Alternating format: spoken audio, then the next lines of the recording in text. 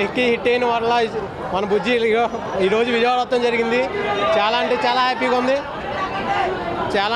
హ్యాపీగా ఉంది. ఇదిగో ఇంత వర్షం కూడా జనాలు ఇలా వస్తామంటే మన ప్రభాస్ ఫ్యాన్స్ తెలుసు కదా, ప్రభాస్ స్టార్స్ అంటే మామూలుగా ఉంటుంది. మరి ఈరోజు నేను చాలా హ్యాపీగా ఫీల్ అవుతున్నాను. మన విజయవాడలో ఎంతకన్నా ప్రౌడ్ ఏముంటుంది చెప్పండి. రేపు పొద్దున అలాగే భీమవరం కూడా వస్తుంది.